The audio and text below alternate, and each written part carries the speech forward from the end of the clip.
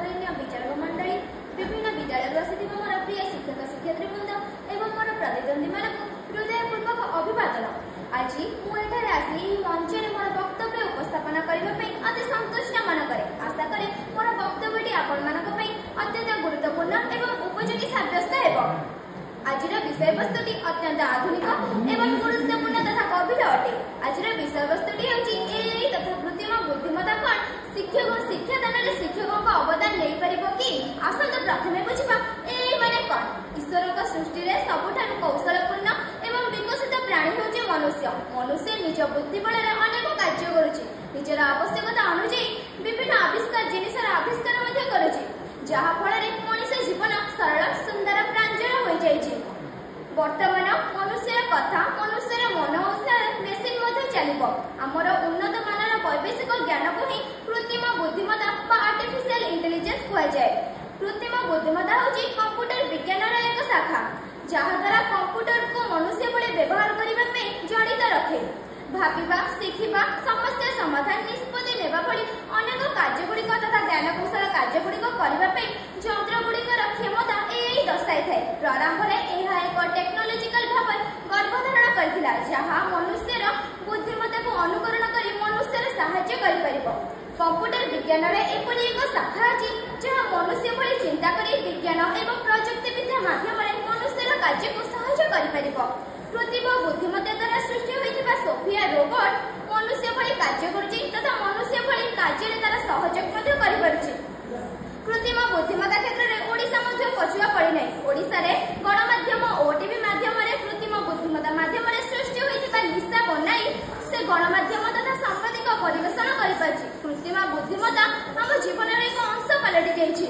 Mobile Siri Google assignment chat GPT online learning app self driving एवं hospital robot एहार अंतर्भुक्त करा जाइछि। एआई हमर समस्त सुविधा एवं सुजोग जोगाई पारछि। तेबे आपण मानक मन रे निश्चित रूपे प्रश्नटी उठिबा स्वाभाविक कटे कोन एआई तथा कृत्रिम बुद्धिमत्ता शिक्षा दान रे शिक्षकों का भूमिका नहीं पारिबो कि। आसत बुझिबा दुई मोटु बुझिबा एआई शिक्षा को एक नुआ रूप देछि। प्रथमे सीमाहीन शिक्षा को एक अवसर देछि। गाँ हेउ कि शहर जेउठारे आमे इंटरनेट पाऊ सेठारे आमे इंटरनेट ऑन करू करू एआई शिक्षक हम सामने रे अछि। 24 घंटा पर्यंत यह उपलब्ध क्लांत हुएनी छोटी नियनी एवं बिना त्रुटि हमको सिखाई थे।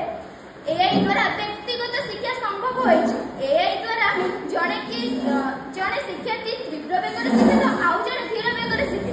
एआई ताकर गति अनुसार ताको पढ़ाई थाए, भूल को ठीक कर दिए एवं एआई द्वारा अनेक सुविधा सुजोग हमको जोगाई देछि।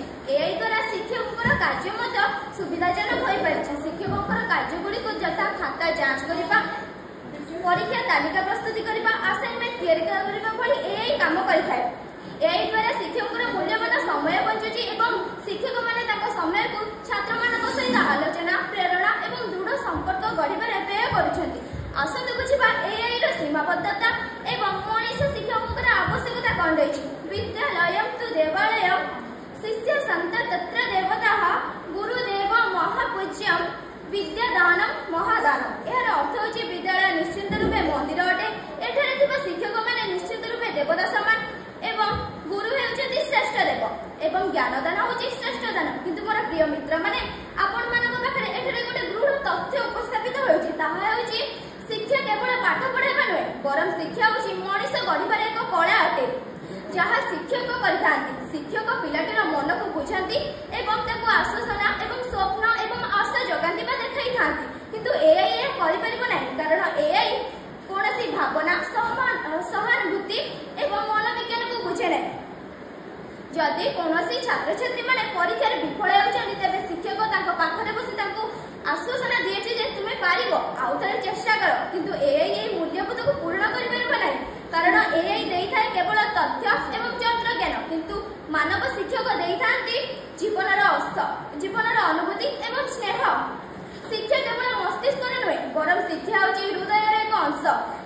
से हृदय को स्पर्श करने जड़े मानव शिक्षक नित्याନ୍ତ रूपे आवश्यक होता है। से भाव मोर मतटी ये शिक्षकों को भूमिका नहीं पार ना कि एआई शिक्षकों को परिवर्तन करने नुहे बरं एआई शिक्षकों को साहाय्य कर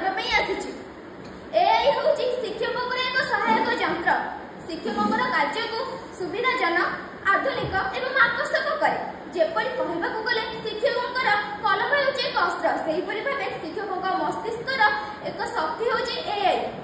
ଭବିଷ୍ୟତରେ ଶିକ୍ଷା ହେବ AI ପ୍ଲସ୍ ହ୍ୟୁମାନ୍ ଟିଚରର ସଂଯୋଗ। AI ଦେବ ତଥ୍ୟ ଏବଂ ଯନ୍ତ୍ରଜ୍ଞାନ, ମାନବ ଶିକ୍ଷକ ଦେବେ ତଥ୍ୟ, ପ୍ରେରଣା ଏବଂ ମୂଲ୍ୟବୋଧ। ଏହି ଦୁଇ ଜଣ ମିଶିଲେ ସତ୍ୟର ଶିକ୍ଷା ଗଠନ କରିହେବ। ଅବଶେଷରେ ମୁଁ ଏତିକି କହିବି,